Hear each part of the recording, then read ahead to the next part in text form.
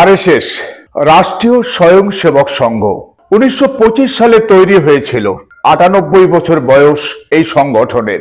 এই আরএসএস এর রাজনৈতিক শাখা ভারতীয় জনতা পার্টি, যা তৈরি হয়েছিল 1980 সালে। 2014 সালে এই ভারতীয় জনতা পার্টি ভারত রাষ্ট্রের ক্ষমতা দখল করেছে এবং 2024 লোকসভা নির্বাচনে তারা আবার তৃতীয়বারের জন্য ক্ষমতা দখলের জন্য মরিয়া প্রচেষ্টা চালাচ্ছে। সেই আরএসএস তার বহু শাখা, বহু সহযোগী সংগঠন, বহু রকম তাদের কর্মকাণ্ড, তাই নিয়ে দেশ জোড়া নানা আলোচনা, তর্ক বিতর্ক, নানা অভিযোগ। কিন্তু আপনারা কি জানেন যে 84 বছর ধরে নিঃশব্দে একটি মিলিটারি কলেজ চালাচ্ছে আরএসএস? এবং এই আরএসএস সম্পর্কে আপনারা জানেন তারা লাঠি খেলা করে, ছোড়া খেলা করে, মার্শাল আর্টসের প্রশিক্ষণ দেয়।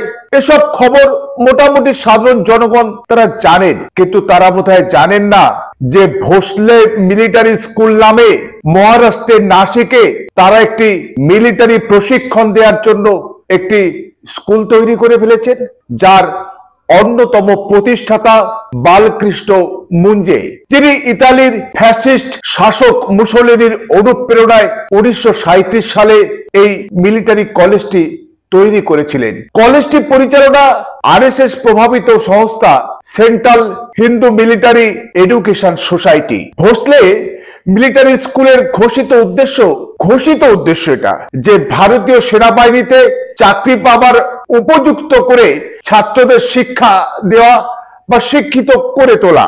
সেনাবাহিনী ছাড়াও আইএএস, আইপিএস সহ বিভিন্ন সরকারি চাকরির প্রশিক্ষণ দেওয়ার ব্যবস্থা করা। কিন্তু কলেজের ওয়েবসাইট থেকে দেখা যাচ্ছে প্রথাগত বিজ্ঞান ও অন্যান্য শিক্ষাক্রমের পাশাপাশি এখানে বিশেষভাবে যুদ্ধবিদ্যা শেখানো হয়। ছোট বড় আগ্নেয়াস্ত্র চালাতে শেখানো থেকে এখানে লাঠি, তরবারি বা আগ্নেয়াস্ত্র সহ মিলিটারি ড্রিল ইত্যাদি ইত্যাদি। কলেজের অধ্যক্ষ হলেন অবসরপ্রাপ্ত ব্রিগেডিয়ার এম মাসুর। তবে ভোসলে মিলিটারি স্কুল স্থাপন করার আসল উদ্দেশ্য ব্যাখ্যা করেছিলেন মুঞ্জে নিজেই, যিনি বলেছিলেন গণহত্যার খেলা সফলভাবে খেলবার জন্য আমাদের ছেলেদের তৈরি করতে হবে, যাতে শত্রুপক্ষ, তাদের মতে তাদের ঘোষিত কৃত্রিম শত্রু বা শত্রুপক্ষ যত বেশি সম্ভব আহত এবং নিহত করার জন্যই তাদের এই মিলিটারি স্কুল। এটা মুঞ্জে নিজেই বলেছেন। শত্রুপক্ষ বলতে কারা তাদের এই ভারতবর্ষে সেটা কারোর অজানা নয়। কিন্তু কিভাবে এই মিলিটারি স্কুল চলছে আজকের এই স্বাধীন ভারতবর্ষে? আজকের 84 বছর ধরে, 84, 85, 86 বছর প্রায় হয়ে গেল আজকের বহল তবিয়তে চলছে। এবং আপনারা জানেন যে আরএসএস 1925 সালে তৈরি, কিন্তু তার অন্যতম যে প্রতিষ্ঠাতা হেডগোয়ার, তার যে 1923 সালে নাগপুরে সাম্প্রদায়িক দাঙ্গার মাধ্যমে হাতে খড়ি এবং সারা ভারতবর্ষে আরএসএস এর বিস্তারের জন্য এবং পরবর্তীকালে তাদের রাজনৈতিক শাখা জনসংঘ বা তারও পরে হিন্দু মহাসংঘ বা বিজেপি তাদের ক্ষমতা দখলের জন্য, তাদের উত্তরোত্তর শ্রীবৃদ্ধির জন্য তারা সাম্প্রদায়িক দাঙ্গা এবং সাম্প্রদায়িক হিংসাকেই তারা হাতিয়ার করে চলেছে, হাতিয়ার করেছে। এবং আপনারা জানবেন 2001 সালে যে গুজরাট, 2002 সালের যে গুজরাটে ভয়ঙ্কর এবং মুসলিম গণহত্যা,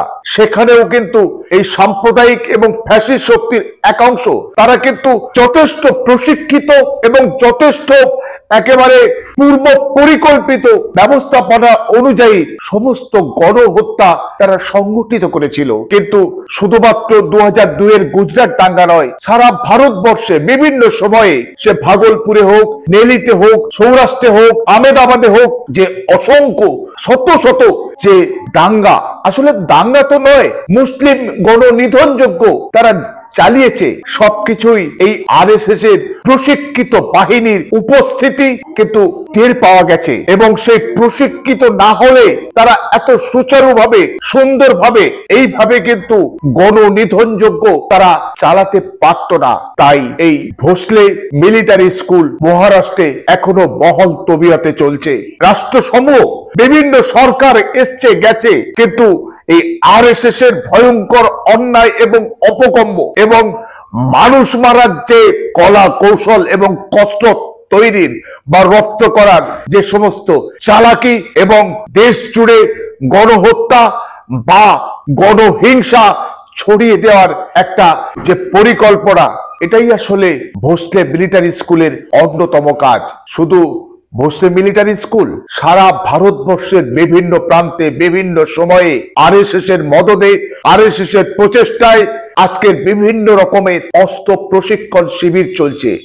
এমনকি মহিলাদের দুর্গা বাহিনী, মহিলা শাখা, সে দুর্গা বাহিনীর নামে তাদেরকেও বিভিন্ন সময়ে অস্ত্রশস্ত্র, বন্দুক, পাইপ গান, পিস্তল চালানোর প্রশিক্ষণের ছবিও বিভিন্ন সময় সোশ্যাল মিডিয়াতে আমরা দেখতে পাচ্ছি। আসলে এইভাবেই তারা সারা দেশ জুড়ে একটা অস্থিরতা তৈরি করে একটা হিংসা বাতাবরণ তৈরি করার একটা প্রচেষ্টা চালাচ্ছে এই দেশ বিরোধী শক্তি, এই দেশদ্রোহী শক্তি।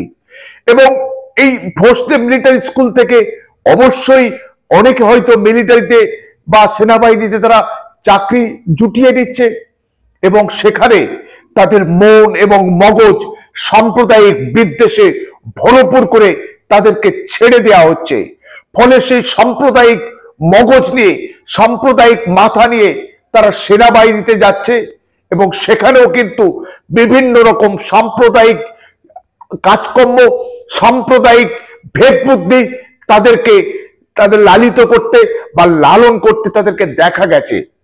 পরবর্তীতে সেই সেনাবাহিনী থেকে যখন তারা অবসর নেয়, তারা কিন্তু বিভিন্ন সময়ে এই সমস্ত উগ্র ফ্যাসিস্ট শক্তি, সাম্প্রদায়িক শক্তির তারা সদস্য হয়, এবং বিভিন্ন রাজনৈতিক নেতাও তারা তৈরি হয় বা বিজেপিতে বা তারা যোগদান করে।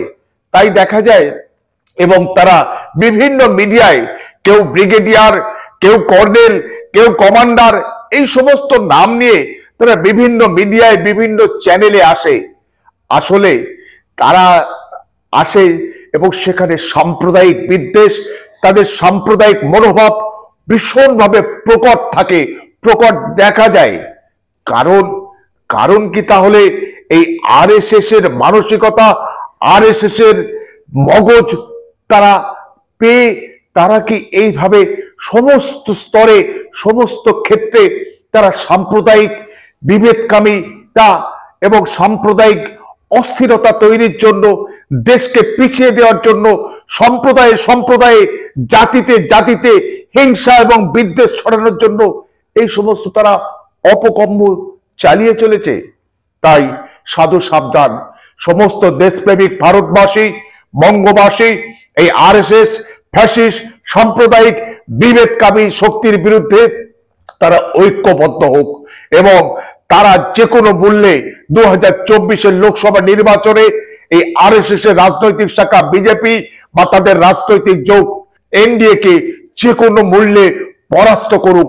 পরাস্ত করতেই হবে দেশকে বাঁচাতে, ভারতবর্ষের সংবিধানকে বাঁচাতে, ভারতবর্ষের যে পররাষ্ট্র যে আপনাদের যে যুক্তরাষ্ট্রীয় পরিকাঠামো আছে সেটাকে রক্ষা করার জন্য অবশ্যই এই অপশক্তিকে ভারতবর্ষ থেকে নির্মূল করতে হবে, ধ্বংস করতে হবে।